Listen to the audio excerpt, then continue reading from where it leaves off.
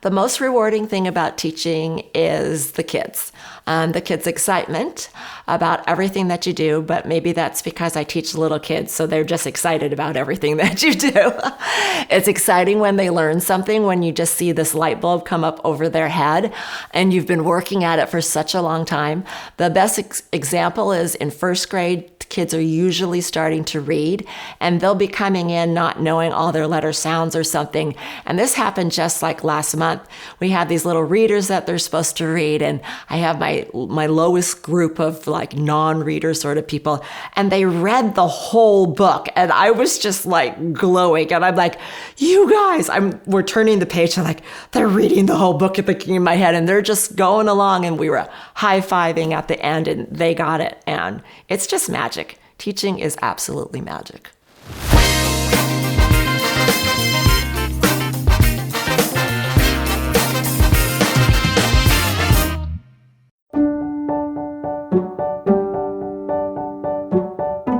The typical day is I need to be at school by 7:45.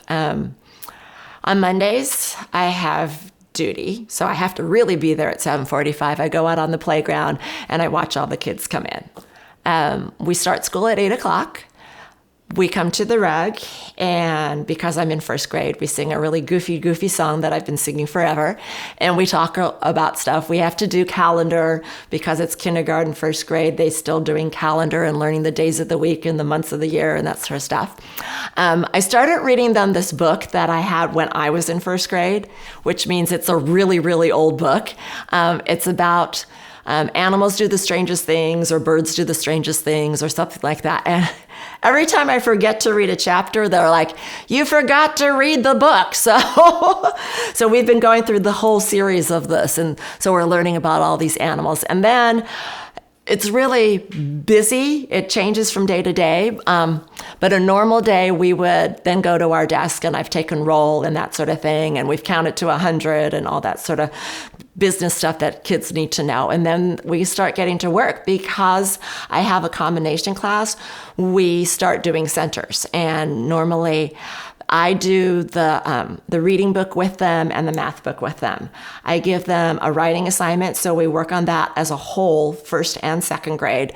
I've changed it up. We've been writing ever since day one. So I'm the only first grade teacher that makes kids write every single day. But because I do that, they can write whole paragraphs now.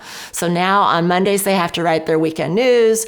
On Tuesday, they write an opinion. So we think of some crazy thing for them to talk about their opinion. Recently, I found a little toy. I found a rabbit. Not a toy rabbit, but he was a live rabbit. And I couldn't decide whether to keep him or to let him go. So I let them write opinion papers about that. Most of them told me to keep it because it was cute and fuzzy. 4 boys told me to let it go because it's a wild animal and it needed to be free. I thought that was really cool that they wrapped their head around that. Wednesdays, they get to do a fantasy page. So like I have a boy named Lev. He's in second grade. Every Wednesday, he does the next chapter of his potato story. There is like this potato character that does things. Thursdays, they do stuff online. So they do research normally. Right now, they're researching a house that they want to buy because they've decided on their career. And they're looking at these like $15 million houses and deciding that they can buy them. So they've learned this past week how to do Google Docs and Google slideshows. And so they know how to cut and paste the house and then paste it onto their slideshow. And these are 6 and 7-year-olds. And then on Friday, they get to do whatever free write they want. So they're doing their writing. The district has them do 2 programs on the computer. So they need to do 15 minutes of their math as well as their writing. They're working with me, and then they have phonics with an aide. Because I'm a combination teacher this year due to COVID, I get to have an aide. So we do that, and then they have recess. And then we come back and we do more group sort of stuff, social studies or science. We have science journals where they have mealworms on their desk. We had mealworm races a while ago, and they were like, we put Hot Wheel track out and they put their mealworm on there and they had to race them. Well, 2 weeks ago, I was picking out snails in my garden, and I remembered when my kid was young that they both love those little tiny snails. So now there are snails with their mealworms, and we're going to have mealworm snail races on the Hot Wheel tracks. By the time we're done with that and all of our other stuff, we go to lunch. And then they come back, they have to go on their reading program, which is called Amplify. And then I get to do story time. The reason they go on Amplify is because some of the kids go out for more phonics with the other teachers, but not all of them because I have that combination. So they do it that time, then we do story. Usually we save the afternoon for all the fun stuff. We have Star of the Week, we interview them and we write about them. Let's see what else we do. We have Makerspace where they get to build anything they want with. I have a whole wall full of boxes and plastic and so much masking tape you wouldn't even believe it. So they build with that. Fridays they have free choice, so they play with Hot Wheels and puzzles. I've got Hot Wheels coming all over my classroom, all over the place. I've got stuffies. I've got puppets. They like to build more. They've got board games. That's all their social time sort of stuff. And that's about the day in school, if you're not tired already.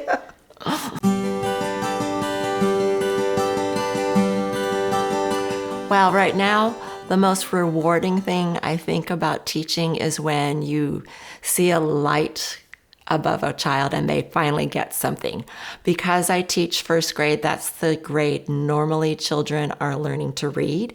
And it's the same as when I taught it 20 years ago, that all of a sudden they're reading something and you're like, you don't know how to read. How are you doing that? You don't know. And they're like, I just knew it. And you're like, okay. And you just are just warm all over because they're starting to read. It's great seeing them be excited about things. This year I'm doing something that they have in school called Makerspace, but I do it every week with my kids. So I have kids that are building things out of every cardboard box and plastic jar that I have. And they bring home these things, which I think is hilarious because I'm a mom and I hate it when my kid brings home stuff. But they bring home things this big and they're so proud of them and they're really good at it. So that even the kids that don't do well as in academics, they have something that they shine in and that they absolutely love. So rewarding is their smiles and their hugs, even when I keep nagging them to do this or that all day long. And then they leave me and they're like, bye, Miss Mac, I love you. And you're like, okay. So that's probably why I still love teaching.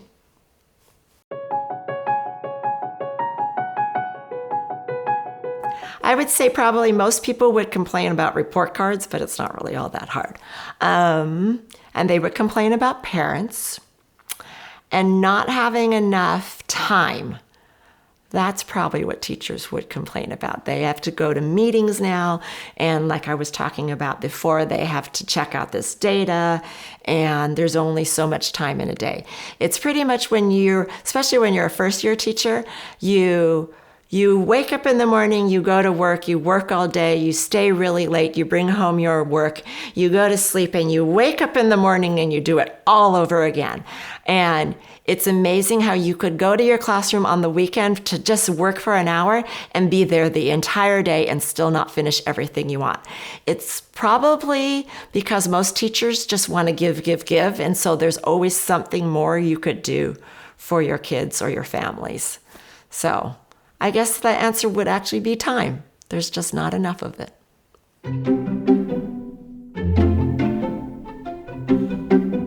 So to become a teacher, you need to go to college, obviously, and get your degree. And then you need one more year to get your actual credential. And then I have 2 more years of my master's program.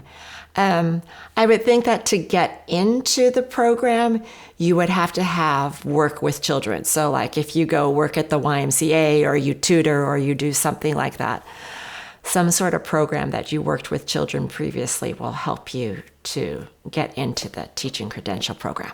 You don't go straight from college to having a classroom because you would be completely lost. We used to always say that we had all these classes and you could read what you're supposed to do, but that doesn't tell you what to do in a classroom at all. You have to actually be in the classroom with children to understand how to actually teach and what works and what doesn't work. And you have to try things out constantly. And what works with one class may not work with another class. You have to feel your way through. So when you are getting your credential, you'll observe for part of the time, you'll teach one grade for part of the time, and then you'll teach a whole day. That's the thing that you learn the most. The thing that's hardest to get down in teaching is timing. They can't tell you from a book, this will take 15 minutes because you're going to be with real live people and you don't know how long it's going to take. Sometimes they'll totally get it and sometimes they won't and you have to dive deeper.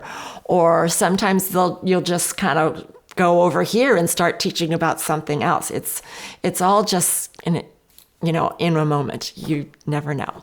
You have to be with children to know how to be with children, basically.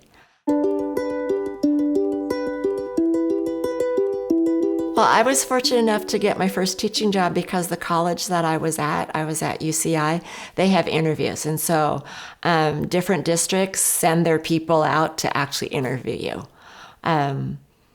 You could also just, fill out the form, but when I was trying to get a job, there were 2,000 people trying to get the job and there were only 60 positions. So in order to get your name pulled from all of those personnel files, I don't even know how that would have happened without having on-campus interviews. I do know that this past year with COVID, there have been a lot of teaching jobs. So we picked up like 8 different teachers this year. But other years, there are no jobs, and there are pink slip after pink slip after pink slip. And those poor teachers that, they join the school and they're there for the year, and then they get pink slipped. And fortunately, they do get a job again, but it's maybe at a different school because they don't know what the population is like. I work for a really large district, so they could send you all the way north in Mission Viejo or all the way south in San Clemente. So it's a big area, and again, lots of different schools. So this last year, people got lucky. So if you had just graduated, you got a job. But I would say for the 10, 20 years before that, it wasn't like that. So it does get competitive. I know when I was teaching or when I was trying to get a job teaching, if you were an ESL teacher, that was great because they needed that. They always need special ed teachers. I think I've had people actually go to different schools and talk to the principals, like go start knocking on doors, basically, like you would do for another job, but you would do that with the principals. The principals are the ones that actually end up interviewing you and deciding who they want. So I think most teachers nowadays, they substitute for a really long time. If they're good, then they get picked up for a long-term sub. And then if the principal likes them, then they sort of have an in when there's an opening.